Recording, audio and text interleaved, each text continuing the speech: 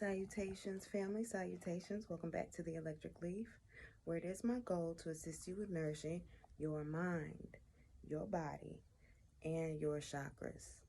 All right. So, this grand rising, y'all know, for those of you that know me, you know that I have a very, very small circle. And I have moments where it is just me and God. And if it wasn't for my child and my mom, sometimes I would be in those spaces with the divine for a long, long time. But I have been guided by spirit to interact more with the human race. And so that's what I'm doing. I'm on my mission. And so I'm sure I'm going to say some things that's going to offend people and rattle their feathers, ruffle their feathers at times, rattle that cage a little bit sometimes. I'm sure, because when God gives it to me, my cage is rattled as well. Okay. But I'm going to go ahead and share this with you. Jesus did his shadow work too. Okay. Yeshua did his shadow work as well. Shadow work is the work of the spirit. It's the work of knowing thyself. Shadow work is self-reflection, looking at self, knowing spaces of yourself where you can absolutely improve. Okay? Shadow work is looking at situations or experiences that may have occurred between you and another person that were uncomfortable or resulted in conflict or separation for a moment, and looking at what you did, what you said, what you didn't do, and what you didn't say, and ways that you could have done better, and being honest with yourself about it. Shadow work is looking at yourself and testing your resolve to really truly live in the vibration of love, meaning you humble yourself because you recognize your demons just as well as you recognize your strengths. Come on now. Somebody follow me on this. Shadow work is looking at yourself and saying, I could have done better. I could have gone about that a whole different way. I didn't have to say all that. I didn't have to do all that. I was sneaky when I did that. Shadow work is looking at you. Okay, I'm gonna link my other video below that talks about what are you, a shadow worker or a light worker. Okay, and understanding that neither are good nor bad. The intention is what comes out. The intention is what defines what's good and bad. Okay, some of us are following one of the most toxic light workers on the face of the planet, and that is what we watch on TV. Your television is a machine, a mechanical light worker. Okay, and a lot of this stuff that the TV shows you on these commercials and all this repetitive advertisement to stir your emotions and to stir your spirit. Look, those people who invented those things, they're not even worrying about you and not even thinking about you. They're not even equally exchanging an energy with you. But guess what? You are. You're paying all of your energy and attention to a space that is void and pointless because you won't open your mind and expand your consciousness to understand who you are and what you are so that you can actually vibrate love and be God. Be about your Father's business if that's what you truly, truly desire. Be that. Because Yeshua did. Yeshua went about his business, and guess what? He was ostracized as well. But it didn't stop him from doing his shadow work. Okay? If you are triggered by anything that I'm saying, that's dope. But dig into yourself. All right? I was triggered the other day. I'm going to share that with y'all.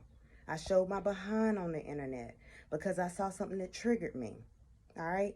And I went in, and though what I was saying was true, it was my delivery that God was not present. And I know that God wasn't present in what I said because I was triggered, and I went back and looked at what I said when I was in my higher mind. And I didn't see God. I didn't see love in that post. I saw judgment. I saw fear. I saw everything that has hurt me from that aspect of what I was looking at. And that's what I showed. Okay? But now that I have said all of that, I want you to understand that Jesus did his shadow work too. And it is right here in the book of Matthew, okay? When the book of Matthew, chapter 4, Satan tempts Jesus, okay? Satan didn't just go up and tempt Jesus. Jesus went to Satan. Okay? Jesus went to Satan to test his resolve to live in the actual vibration of love, which is God, his Father's business. Okay? And I'm sorry, you know what? Let me bring it down. Let me bring it down because I'm a little heated because I just read a comment from my other video that I posted where I mean, you didn't listen. Didn't listen, and that's a trigger for me sometimes. See, shadow work. Shadow work. All right, because that is my ego, because that ain't my message. That message came to me. All right, you can receive it or leave it. Receive it or leave it. But I'm doing my Father's work. All right? That's shadow work, what I just did, looking at myself. All right? Because I understand that my brother who left that comment, that came from fear. That came from fear. Fear of the unknown. All right? But Matthew chapter 4, it says, "Then Jesus was led up by the Spirit into the wilderness to be tempted by the devil." Okay? "And when he had fasted for 40 days and 40 nights, afterward he was hungry. Now when the tempter came to him, he said, 'If you are the Son of God, command that these stones become bread.'" All right? It's like a test. It's like the finals. After you've gone through the class, you've taken the each test, you've taken the quizzes, now you're at your final exam before you go on to do what you really gonna do. That's really what this was. It's like a like sparring practice. Okay? And it says, "But he answered and said, 'It is written.'" All right, he's accessing the things that he has already programmed into his mind. He's gone through the light work aspect of knowledge, of finding the truth, of knowing what is written, and now he's in the shadow, putting it to the test. Okay? He answered and said, "It is written, man shall not live by bread alone, but by every word that proceeds from the mouth of God." Okay? This is happening while he's being tempted. So even in the space where he's being tempted, he is still fruitful of the word of God. Okay? And that's what we all have to learn how to do. Still allow for our fruits to be God. Even when we're upset, even when we're tempted to do something else or say something else. Okay? Don't be afraid of your own shadow. We all got one. We're all here in our flesh trying to understand who God is, what God is, through the journey of knowing thyself. And there are moments where we are afraid. And there are moments where we're going to have to figure out whether or not our belief systems are working for us, truly working for us, truly allowing us to evolve or keeping us trapped.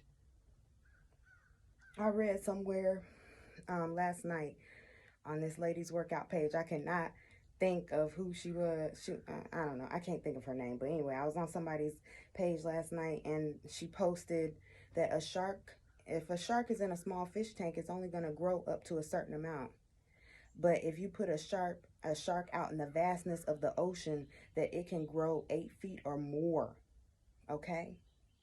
And she posted that as a reference to our growth is sometimes stunted by our environment. Okay? And so that is true for our minds. If you're holding your mind in a space and not allowing yourself to think, then guess what? Your mental capacity will be stunted. All right? So don't allow that to happen. Get to know God. Trust God. Trust God. Get to know yourself. Trust God. Do your shadow work. Trust God. Know thyself. Trust God. See? I gotta go reflect too now. Why was I so triggered? But anyway, until next time, family, continue to vibrate love and vibrate well.